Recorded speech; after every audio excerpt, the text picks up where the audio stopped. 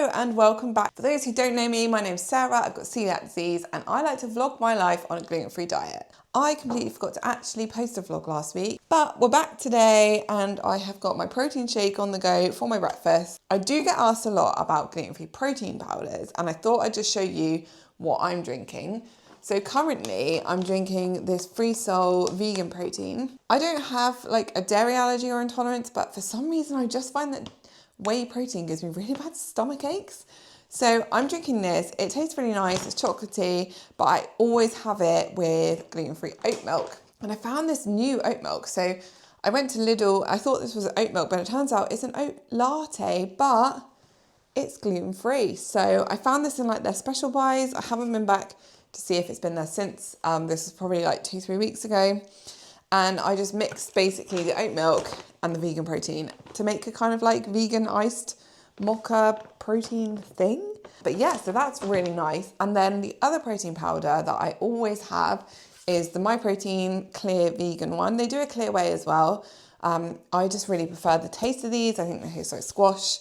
They're perfect if you don't like a creamy, milky protein, and they do lots of different flavors. I don't know if anyone else finds this, but you search on a website like Protein Works or MyProtein for gluten-free.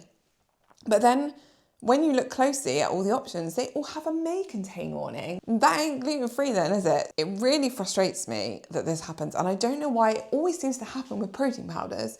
But anyway, those are the protein powders that I'm currently drinking. Hopefully that's helpful if you're looking for a gluten-free protein. And if you have found any yummy gluten-free protein powders, please let me know in the comments, because this one has almost run out and I need something new. I like to mix it up each time. Once I'm finished drinking this, I am making a recipe.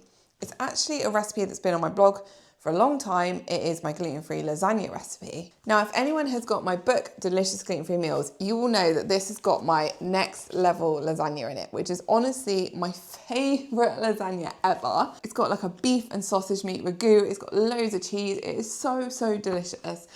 But I kind of look at this one as like a treat. And the one on my website is actually a very, very old recipe that I did as a sponsored advert many years ago, and I've never updated it. So I thought, do you know what? I'm going to give it a bit of love. I'm going to re-photograph it. I'm going to add some step-by-step photos because I just find it really helps to have that kind of visual, especially with lasagna, because you're always like, what layer goes next? So I have got my gluten-free bolognese here that I made earlier. I've got my gluten-free cheese sauce that I've made. I've got my lasagna sheets. I'm using the Sainsbury's ones today, just because they were the closest supermarket to me. And yeah, I'm going to throw all this together and I'm going to photograph the steps, bake it, photograph it, and then later I can reheat it for dinner. So that's what we're doing this morning. So let's get cracking with my lasagna. I thought I'd just show you guys my kind of setup for recipes. So I have got my cheese sauce and bolognese, which actually came out of the freezer. I made them a while ago. I'm trying to run down the freezer to save some money. So not do some food shopping this week because it's obviously the week before payday. So they are going in there and I put them on my pans ready for the photos.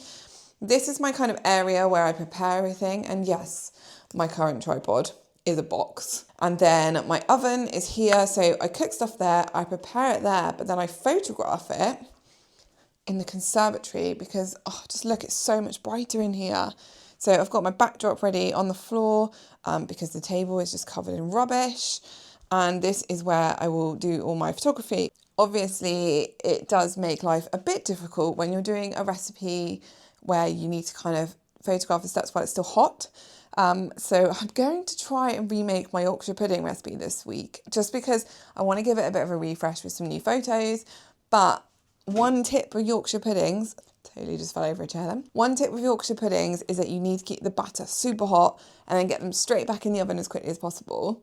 So I have got to basically get it out of my oven here, run it through to the conservatory, get it all on the floor down there, photograph it, and then run it all the way back again. So it's going to be interesting. We'll see how that goes. Now, one thing about working in a conservatory is that sometimes the next door neighbour is a bit nosy and likes to come investigate. Hi. I want you to be mine all alone for all time. I want you to be mine all alone Right, I have now spent a very long time doing this lasagna. Let's put it in the oven.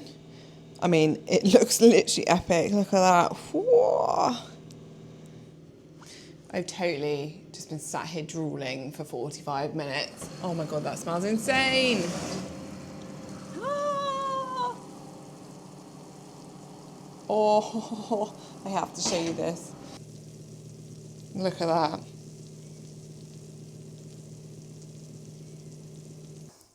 This smells insane. But I've got to figure out it, and then I've got to wait till dinner time to eat it, and that's going to be so far away.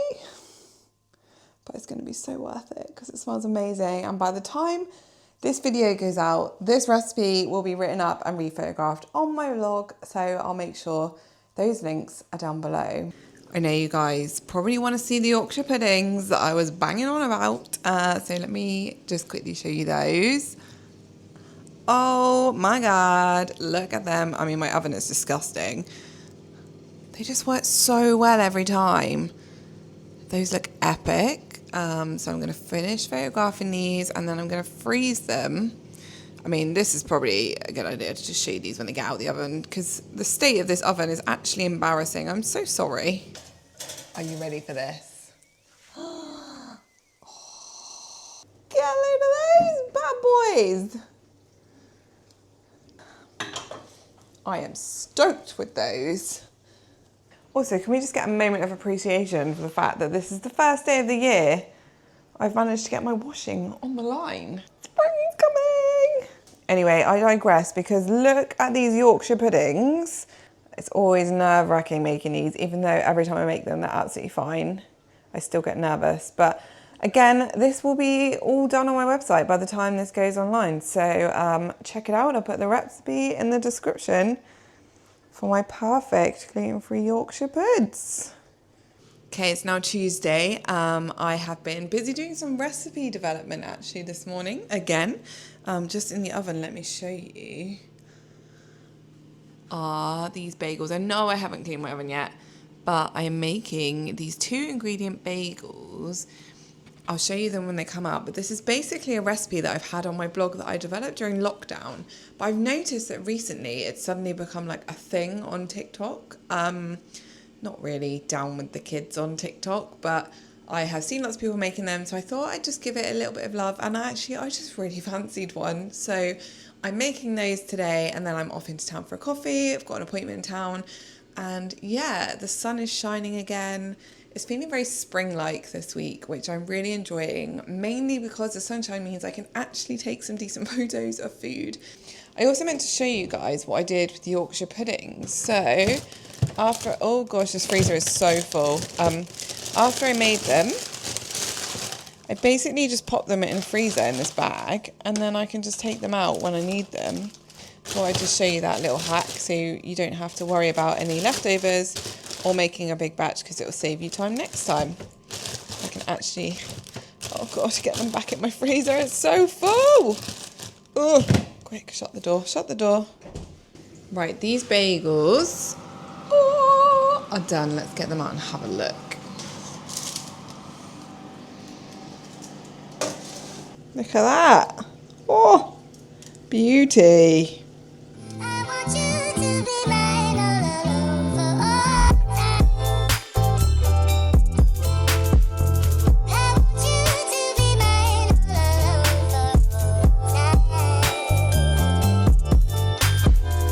I want you to be mine all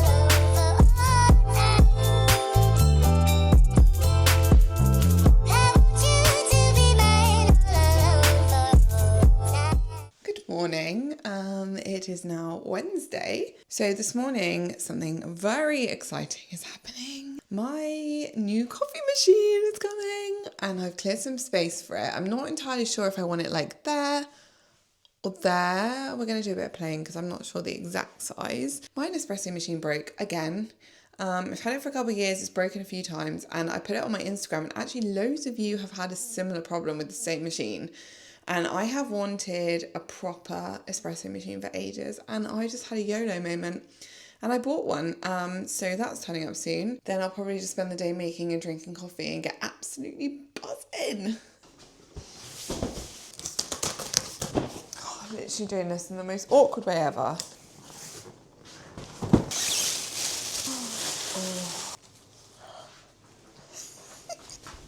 So I went for the Sage Barista Express. I went for this one basically because it matches my kitchen. The others were like stainless steel and I just didn't want that because it doesn't really go with everything else in this kitchen because all the handles and stuff are gold. But it basically has its own grinder, which I think is what this is, that sits on the top. So it measures out the coffee into here. And then the tamper, I think, sits up here. It's magnetic. So that's why I went for this one as well, because it's quite compact. And obviously we've got the, I don't know what this is called. I feel like I should know. I'm just gonna call it the doofer. I have no idea what I'm doing with this. So anyone who's a barista should probably look away for the rest of this video. But I'm gonna put it in place and then I will have a little play and we'll catch up when I attempt to make my first coffee. My first of many, I imagine, today. You may have to gently break the surface of the milk. Not too shabby.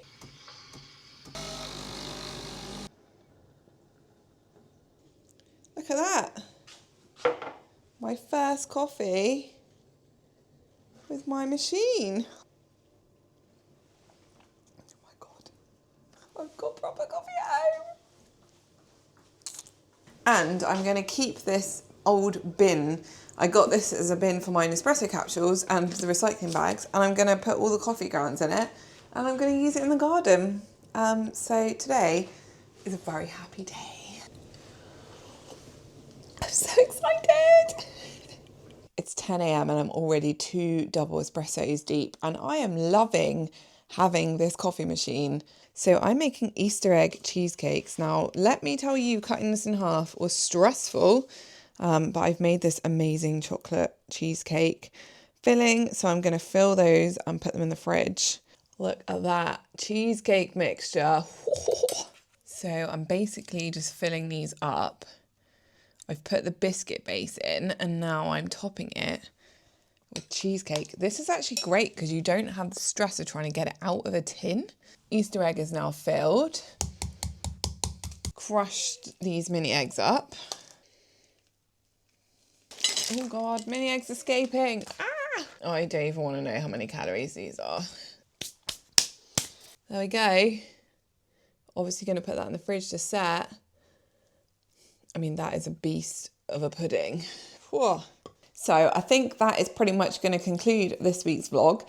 Really hope you found this interesting and I hope you enjoy the recipes. I have now typed most of them up, so I'll make sure all those links are in the description below. The only thing that probably won't be in there is the Easter egg cheesecake because I think that's going to come out next week. I'm going to eat the leftovers of this cheesecake. And yeah, I hope you really enjoyed this. I hope it was helpful. If there is any stuff you want to see, please let me know because I just want to try and make gluten-free life as easy as possible.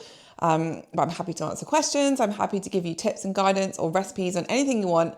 So please let me know in the comments below. Hit subscribe for more recipe videos, vlogs, stuff like that. And I will see you again next week. Oh my God, that's so good. Bye-bye diet.